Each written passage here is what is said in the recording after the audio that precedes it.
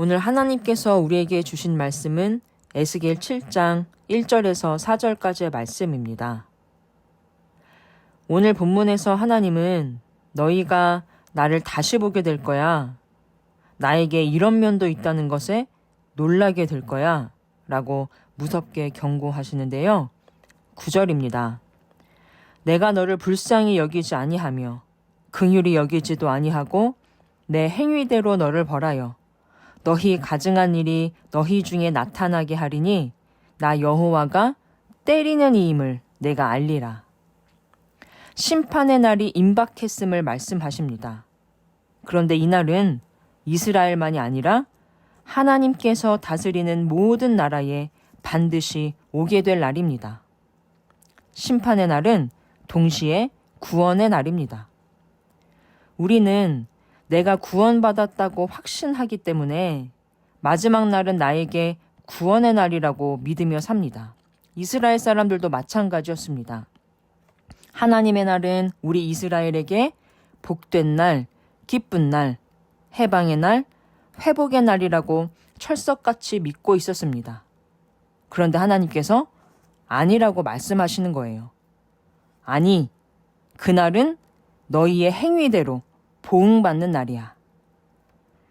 나는 하나님을 믿습니다 라는 말대로가 아니라 하나님 뜻대로 살아야지 라는 생각대로가 아니라 행한대로. 말과 생각과 행동이 따로따로였다면 하나님의 심판은 행위를 기준으로 한다고 오늘 본문이 말합니다.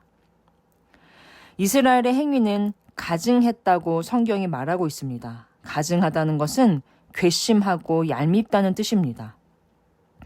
하나님의 구원의 은혜를 잊고 다른 신에게 가서 절하고 있으니 괘씸하고 시커먼 속이 다 보이는데 겉으로는 하나님을 섬기는 척하니 얄미운 것이죠. 그래서 하나님도 특단의 조치를 취하십니다. 3절입니다. 이제는 내게 끝이 이르렀나니 내가 내 진노를 내게 나타내어 내 행위대로 심판하고 내 모든 가증한 일을 보응하리라. 하나님께서는 앞서 보낸 선지자들을 통해서 숱하게 경고하셨습니다. 그러나 이제는 더 이상 말로 안 하시겠다는 것입니다. 엄마들이 하나, 둘, 둘의 반, 반의 반의 반을 얼마나 많이 반복하면서 아이들 양육하셨습니까? 그런데 이제는 기회 없다는 것입니다. 우리는 늘 어떤가요? 설마 엄마가 셋 하고 매를 들겠어? 배짱 부리며 나 하고 싶은 대로 계속합니다. 그런데 이제 정말 눈앞에 그날이 임박했습니다. 그때가 돼서야 하나님 잘 섬기겠다고 선을 행하며 살겠다고 하지만 하나님께서 뭐라고 하십니까? 끝났다. 6절입니다. 끝이 왔도다. 끝이 왔도다. 끝이 너에게 왔도다. 볼지어다. 그것이 왔도다. 성경에서 삼은 완전수입니다. 끝났다고 3번 말씀하신 것은 이제는 돌이키기에 너무 늦었다는 뜻을 담고 있습니다. 잘못했습니다. 라는 말로 넘어갈 기회는 끝났다. 내가 때리는 하나님임을 알게 될 것이라는 말씀입니다. 어떻게 때리시는가? 4절입니다. 내가 너를 불쌍히 여기지 아니하며 긍휼히 여기지도 아니하고 내 행위대로 너를 벌하며 내 가증한 일이 너희 중에 나타나게 하리니 내가 여호와인 줄을 너희가 알리라. 하나님께서 이제 이스라엘에게 손 떼시겠다고 말씀하십니다. 넘어질까 깨질까 걱정하고 긍휼히 여기며 붙잡고 있던 손을 놔버리겠다고 하십니다. 벼랑 끝에 서 있는 이스라엘의 손을 놔버리시겠대요. 때로는 내버려 두는 것이 하나님의 방법입니다. 많은 사람들이 내가 잘나서 내가 능력 있어서 이만큼 이루고 든든히 서 있는 줄 압니다.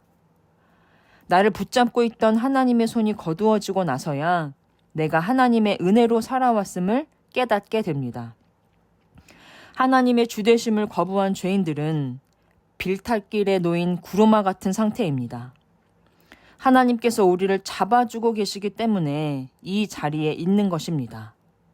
하나님이 손을 놓으시면 굴러 떨어지는 것입니다. 이걸 모르고 나를 붙잡고 있는 그 은혜의 손길을 거추장스럽다고 하면 하나님께서 대굴대굴 굴러 떨어지는 경험을 시켜주십니다. 우리를 대굴대굴 굴리시는 목적은 분명합니다. 내가 여호와인 줄을 너희가 알리라. 붙잡은 손을 놓으시는 은혜도 있습니다.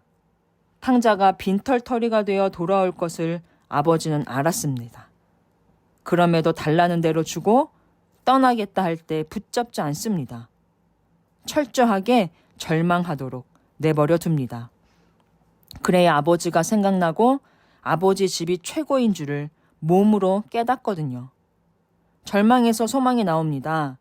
좌절에서 구원을 갈망하게 됩니다. 두려운 상황에 놓이는 것 물론 무섭고 싫지만 죽지는 않습니다. 그 경험을 통해 내 삶의 주권자가 여호와인 줄을 알게 되는 은혜가 있습니다. 우리 오토바이 위험하다는 말을 귀가 닳도록 듣죠. 그래도 남자애들은 그렇게 오토바이가 타고 싶은가 봅니다. 타는 건 좋습니다. 그런데 헬멧도 안 써, 장갑도 안 껴 고개하듯이 탑니다. 너 그렇게 입고 타다가 넘어지면 팔다리 다 갈린다고 아무리 말해도 귓등으로 듣습니다. 자기가 넘어지고 아스팔트에 갈리고 진물 줄줄 흘리면서 고생을 해보면 오토바이를 안 타든지 이 더운 날씨에도 꽁꽁 싸매고 타든지 자기가 자기를 보호합니다. 이것이 실패를 통해 배우고 절망을 통해 마음에 새기게 하시는 하나님의 내버려 두시는 은혜입니다. 우리 하나님은 언제나 은혜의 하나님, 선하신 하나님이십니다. 좋은 말로 권면하실 때도, 때리실 때도, 단단히 붙들어 주실 때도, 잡은 손을 놓으실 때도 하나님의 목적은 늘 우리의 구원입니다. 허망한 것 붙잡은 손을 놓고 생명의 근원이신 하나님을 붙들도록 여러 가지 방법을 사용하시는 하나님의 신실하신 사랑을 신뢰하며 정말 끝장난 것 같은 상황에 놓였을 때 그 상황보다 크신 하나님께서 나를 구원으로 이끌고 계심을 믿고 가증한 행위를 버리고 얼른 죽게 돌아오는 복된 삶 사시길 주님의 이름으로 간절히 소망합니다.